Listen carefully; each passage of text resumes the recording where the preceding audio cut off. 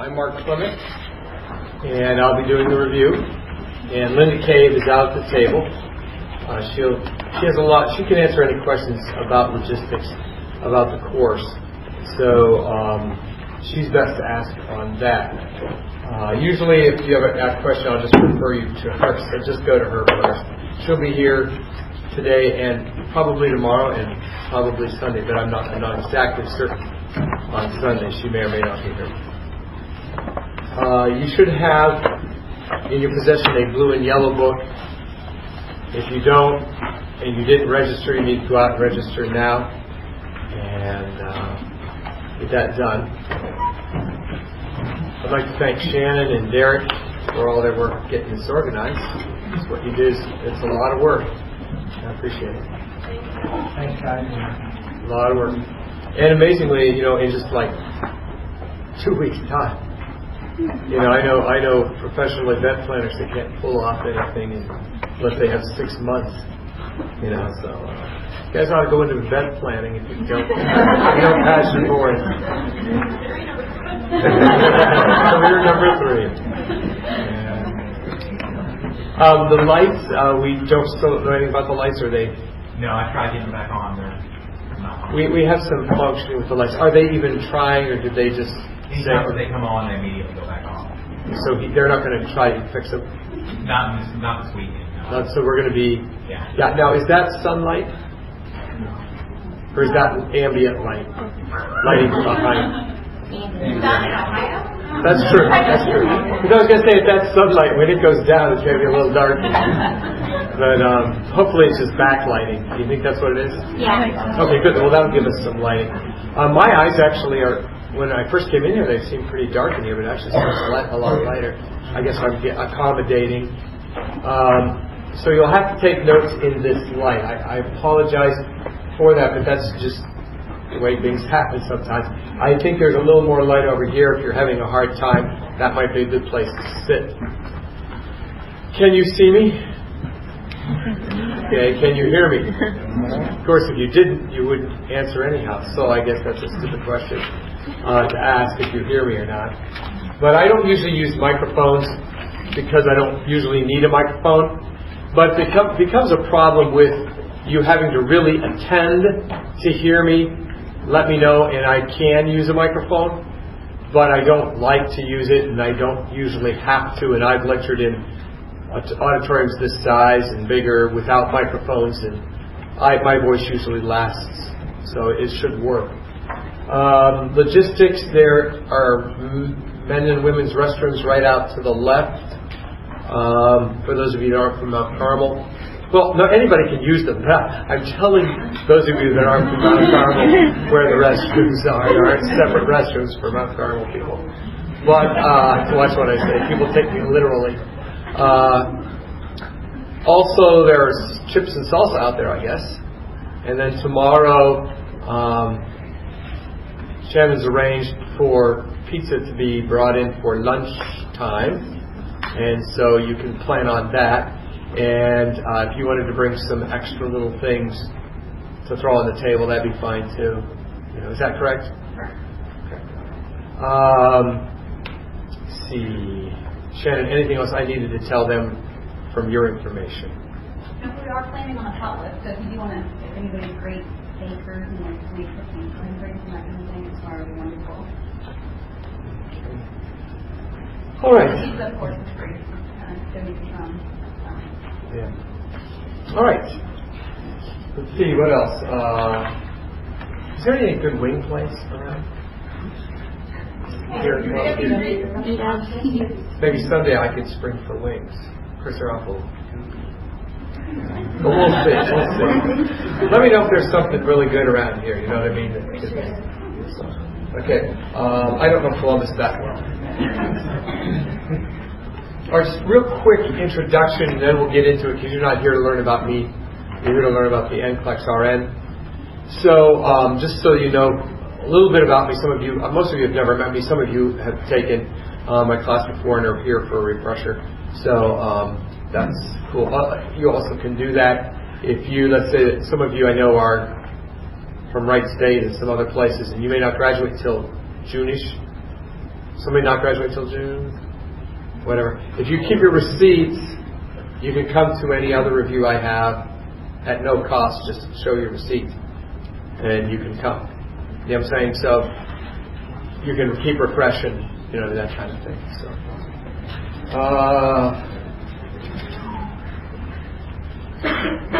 all right. I am a registered nurse. I have been a nurse since 1973. So that means I've been a nurse for 36 years. 36 years. That's how old I am. 36 I was born in years. 73. So you're born the year I graduated. Okay. How many weren't born when I graduated from nursing school? Okay. So I've been a nurse for 36 years. So it's been good to me. It's been a great profession. I will have to admit that in 1973 in Youngstown, Ohio, that was the steel mill closings. We were in a really big recession up there, and it took me 3.5 months to find my first job as a nurse. But ever since then, I've had a minimum of 2 jobs going on at the same time. I've never been unemployed, never lost a job, always had at least 2 jobs going on. So it's a great, even in an economic downtime like this now, your first job might be a little hard to find, but after that, it works pretty well. So it's been good to me, good to my family. I love it. I like to teach it.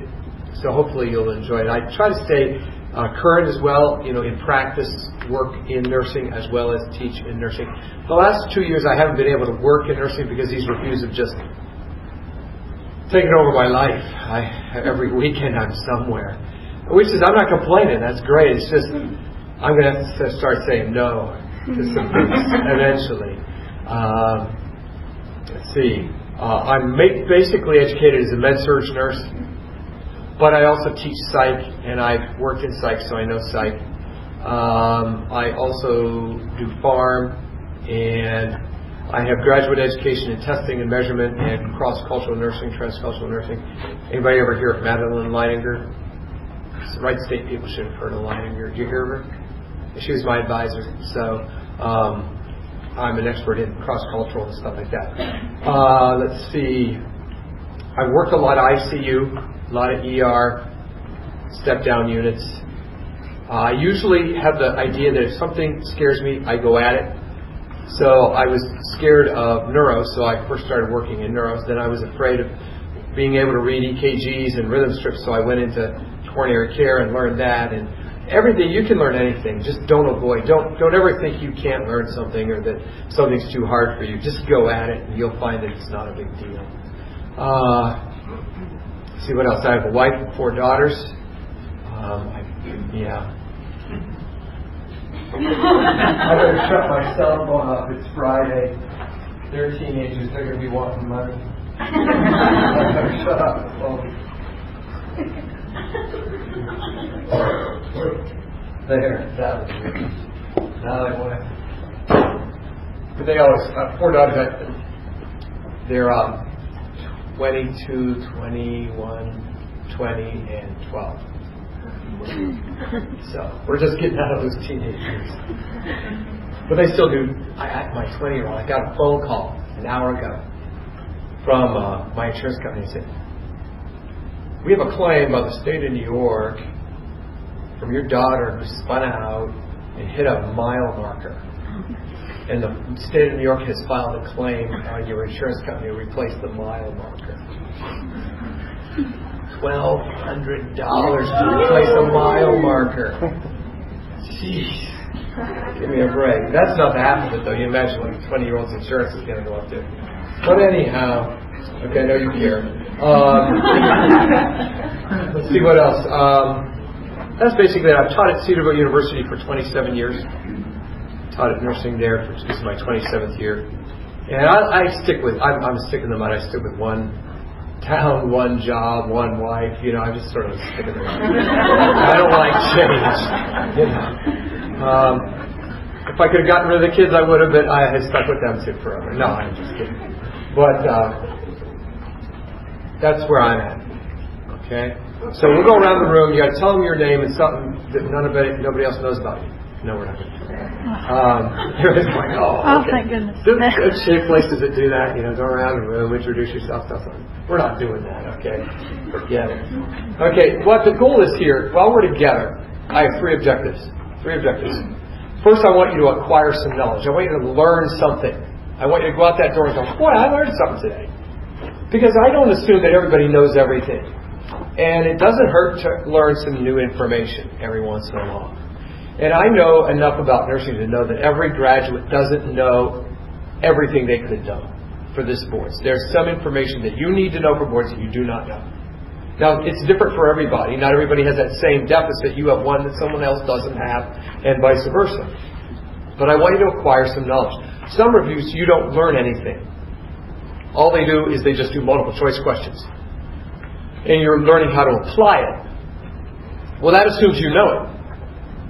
And you can't apply what you don't know. So a lot of good it does to sit there and try to apply something if you don't know what they're talking about in the first place. To me, that's a waste of time. And I've worked in nursing long enough education to know that students don't know everything that they probably should know. They've forgotten some stuff. So we're going to try to step up your knowledge, and I want you to acquire some knowledge. Secondly, I want you to gain confidence. I want you to, when you walk out of here, go, I can do this. This is something that I can do. Because I think one of the biggest fears that people have is that they're going to fail because somehow, some way, they're the one person in the universe that this is just beyond their capabilities. You know what I mean? Now, everybody else will be able to do it, but they will not. For some inexplicable reason, it's beyond their capabilities. And I got through school. Yeah, and I got through that, but when I go to the boards, it's just going to get me. Those standardized tests are just going to get me. And you don't want to go there. Okay? So I want you to have confidence that you've done everything that you humanly possibly could have done when you sit down to take that boards. Because the worst case scenario is you go to boards, and some of your friends, some of your classmates don't do any reviewing for boards. They just go take it. Well, that's okay, but can you imagine yourself, you sit down for boards, and you sign your name in, and you click go, and it brings up the first question, and suddenly you realize you haven't done anything to prepare for this? Could you imagine how you would feel if you had not done a thing to prepare? Your friends that aren't taking review classes might be confident now. I'd like to talk to them when that first question pops up and say, hey, would you think you might want to do something? But then it's too late. So when you sit down to start taking that test, I want you to realize that you've done everything you possibly could have done. And you did what is above and beyond reasonability. And you can have that confidence that you've done your part. Secondly, I want you to become exam proficient, meaning I want you to know how to take tests. Because earlier I just said you can't apply what you don't know, but you have to be able to apply what you do know. So it takes three things to pass boards: knowledge, confidence, and skill in taking exams. So this review is designed to address all three of those points. Have you acquired some knowledge, gained some confidence, and gained some exam proficiency? When you walk out of here on Sunday, I want you to think, I know how to do those select all applies. I know how to do those click and drags. I know how to do prioritization questions, delegation questions, staff management questions, best questions, first questions, all those kinds of different formats. I want you to be able to do point and click and all of those. So we'll be talking about that. I really believe that any review, there are two types of reviews out there. If you've had reviews, you know this. Is some reviews just sit there and they give you a book that's an outline, and what do? They read it to you. I don't know about you guys, but I haven't enjoyed being read to since I was 7. So I would just immediately go to sleep. And after the first break, I'd probably just leave, figuring I can read it at home. I don't need somebody to read to me. And then the other kind of review is, like I said before, they have just this whole bank of multiple choice questions. And all they do is they flash it up on the screen, and they say, okay, you got, 30 seconds to do this question. So everybody sits there, and they say, okay, we're done. And of course, Susie, anal retentive over here, says, it's B! And then all of a sudden, now you guys, your thought process is contaminated because she shouted out the answer, and now do you know what I'm saying? And it messes up the whole process, and then you're supposed to learn from that, and then this person starts arguing with the teacher that they didn't think that was the right answer, and then it takes up 20 minutes arguing about some stupid question, and you're going, oh, let me out of here, this is ridiculous. What's that? That's our class.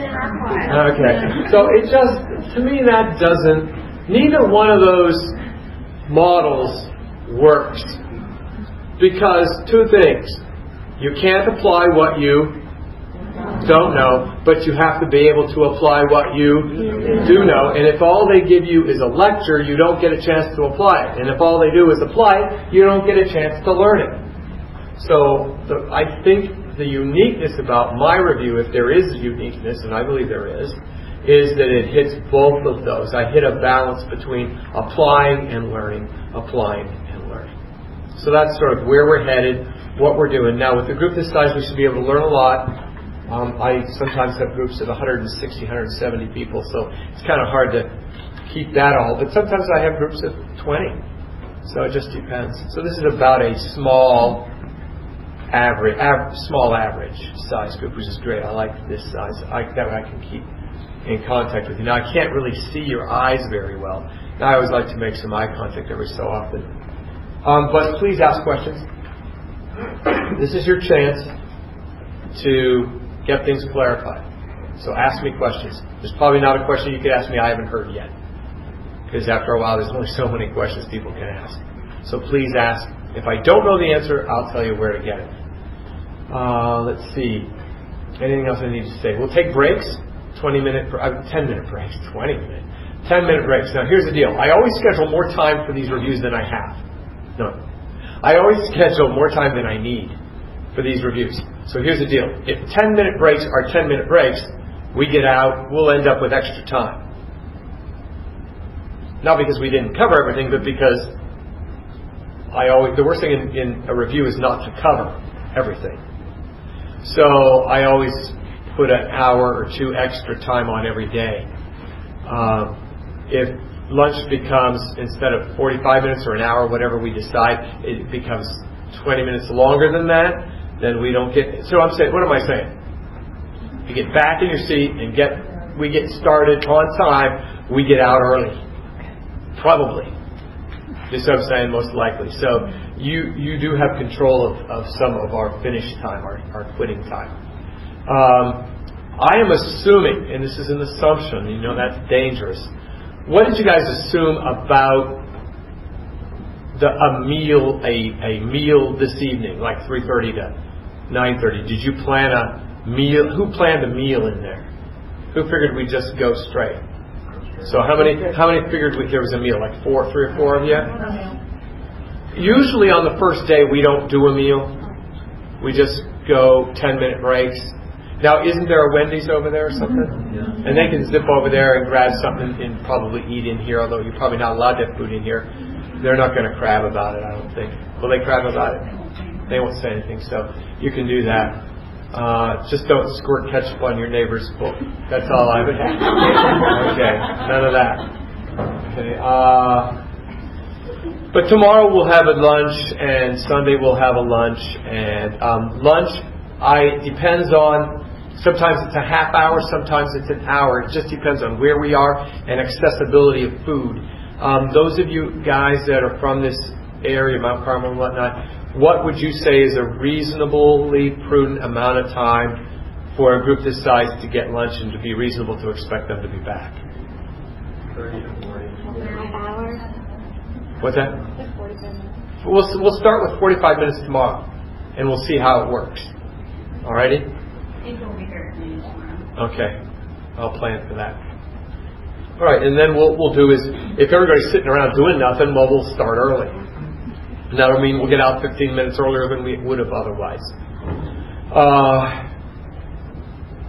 Question back here. Oh yeah, when's the next time you're offering a review? The next scheduled one, I'm in negotiation with about 8 places. Oh yeah. So Okay, the next scheduled one is in Florence, Kentucky, south of Cincinnati, about 5 to 10 minutes south of the airport, or 5 minutes across the street from Turfway Park. If you've ever been down to play the horses down in Cincinnati, but it's on March 26, 27, 28. Supposedly, I'm in negotiation with Ohio State for a review the week before that. And then I'm in negotiation with Central Ohio Technical College, possibly, for a review sometime mid-March. And then Chamberlain wants me to come do a review first week of March. But none of those are all Columbus areas.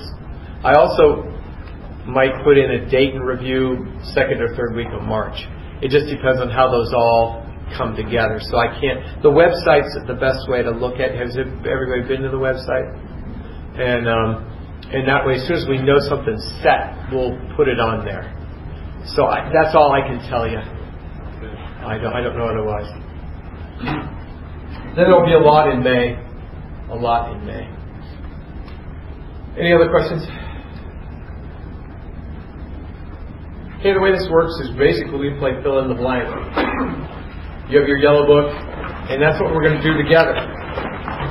The blue book is because people for years and years said to me, what do I do now? What do I do now? The review's over. What do I do now? What do I do now that it's done? What do I do between now and when I take my boards? And I got tired of telling people individually what to do, so I made this blue book. I want you to do the blue book. Doing the blue book is part and parcel of the review. If you haven't done the review book, you have not done Mark Klimek's review. You've only done half of it. Because that blue book is a drill book to teach you facts. Facts. When people don't pass boards, I usually sit down with them when they come to me, and I'll sit down with them and see if they know what they're talking. And we'll sit down and start doing some questions. We probably aren't 10 questions into that, and I've already taken them to the blue book like 3 or 4 times. Because they'll read something and go, well, I don't know what that is. Let's get out the blue book. Okay, there it is, page 52. What's it say? Oh, okay, well then it's A. Yeah, it's A. You see what I'm saying? So, get that blue book out. The first question, on occasion, people will take this course, not commonly, but on occasion, people will take this course and not be successful on the boards. That happens. It happens to every review. There's no perfect review. If there were a perfect review, every other review would be out of business. Do you see what I'm saying?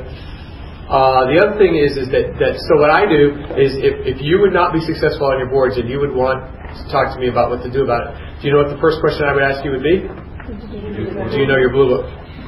Do you have your blue book up here? Okay, then we'll talk. But you got to know your blue book first. Then we'll talk. So it's very important. I can't stress that enough. Alrighty. Alright, I think I've covered a variety of issues. I can cover some things as we go if I've missed anything. I think most of the logistics are here. I usually lecture for about an hour and a half before I give a break. Is that okay? Your nurses, you should have developed a bionic bladder by now. Yes? I guess I was just wondering, after you are up to date with everything? Yes. Now, They change every 5 years. Every 5 years it changes in content. Every 5 years in content. Every 3 years they review past standards and percentages. There are going to be a few changes as of April 1 of this. What's that? 6 weeks from today?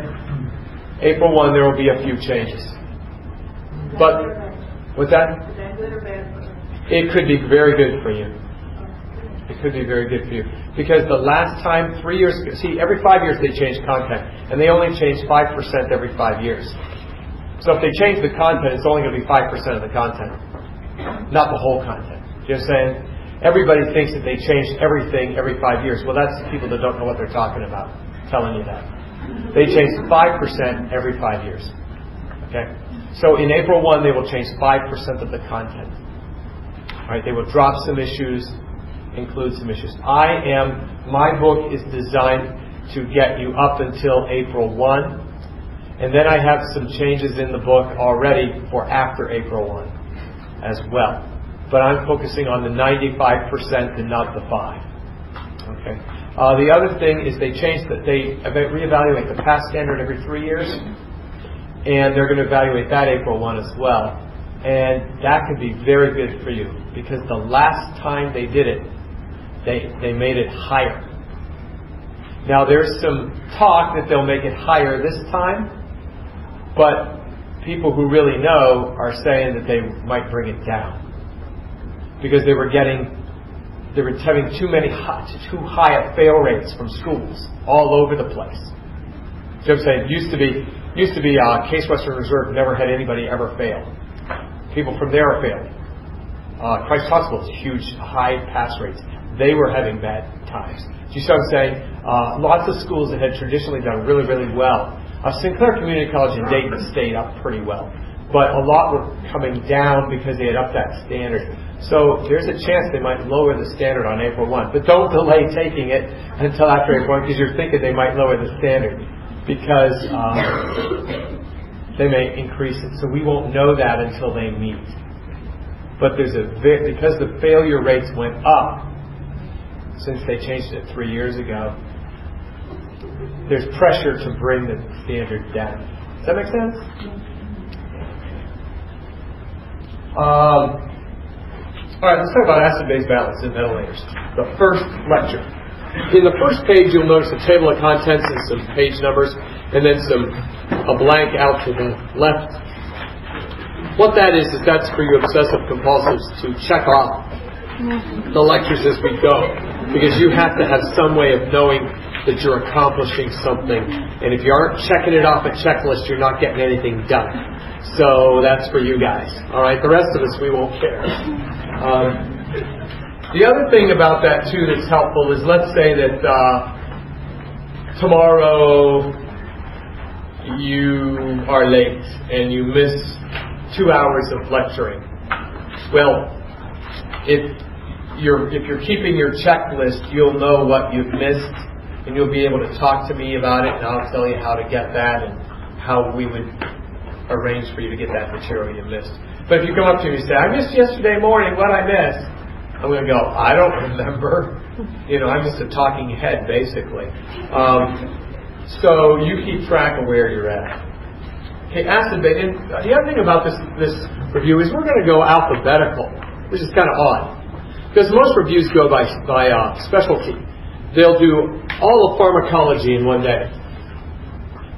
And then they'll do all med surg in one day. Then all peds in another day. Then all psych all at once. And I don't know about you guys, but if I had a 5-hour review on pharmacology, I would be more confused at the end than I was at the beginning.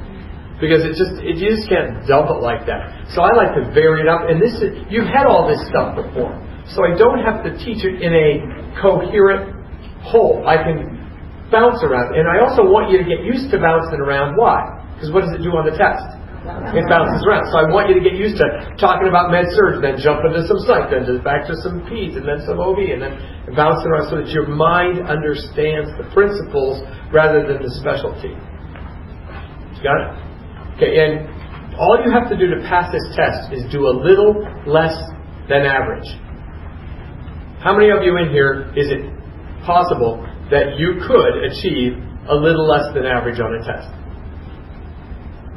See, so you don't have to do how well on this test. Do you have to do well on this test? No. Do you have to do average on this test? No. You need to do a little less than average on this test to pass. So don't think that you've got some insurmountable standard that you have to hit. And then you say, well, then why do people fail? Because they think they have to be up here. You see what I'm saying? And they study that way, and they get anxious that way, and it just doesn't work. Okay, acid-base is something you do have to know about. If you do not know acid-base, you are in trouble because everybody else knows about acid-base. Okay?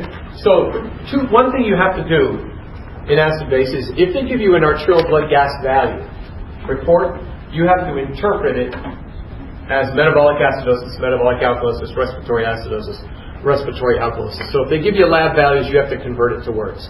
Now, if you know how to do that, you're 100% accurate. Go for it. Don't listen to me. I don't want to fix what isn't broken. But if you're confused about that, you're nervous about it, you're anxious about it, I've got something here that might help you. Okay? All right. Interpreting blood gases. The first thing I suggest you memorize is the rule of the bees. Do you see it there? The rule of the bees. So what I want you to do is fill in here. It says, if the pH. That fills your first blank in. And as I say, there's only 3,000 to go. Okay, so if the pH and the bicarb, the pH and the bicarb are both in the same direction, then it's metabolic. So the B's are bicarb both bolic. Do you see those? Bicarb both bolic? The reason why this works is respiratory does not have a letter B in it. Bicarb has the B in it. So what I'm saying is this. They will give you an arterial blood gas with 8 values in it. How many do you look at? They'll give you 8 values. How many do you look at? 2. Which 2? pH and the bicarb. That's what the rule says. Just look at the pH, look at the bicarb. Then look to see what direction they're going. If they're both in the same direction, be it up or down, it doesn't really matter. As long as they're both in the same direction, who cares what direction? Then you must use what adjective? Metabolic. Because the rule says if the pH and the bicarb are both in the same direction, it's metabolic. Well, what if they're in different directions? Then you only have one other choice, and that's respiratory. Now, where do you get the acidosis and alkalosis from? The pH. Exactly. So let's look at how this rule would work. Well, first we have to know the normals. What's the normal pH? 7.35, 7.45. That is a piece of universal nursing knowledge. Everyone knows that. If you do not know that, you're the only nurse in the universe that doesn't know it. No, I'm serious. Okay, the normal bicarb is 22 to 26. Not every nurse knows that, so learn that. 22, 26. I call them the bicarb years. When you're 22 to 26-year-olds and you have to make all those decisions. What job do I take? Who's my buddy? Am I going to get married? Am I not going to get married? Am I going to move in, not move in? You know, all those decisions you got to make when you're 22 to 26. That gives you heartburn. So you need the bicarb. I call it the bicarb years because you're always in a knot over decisions. It's nice.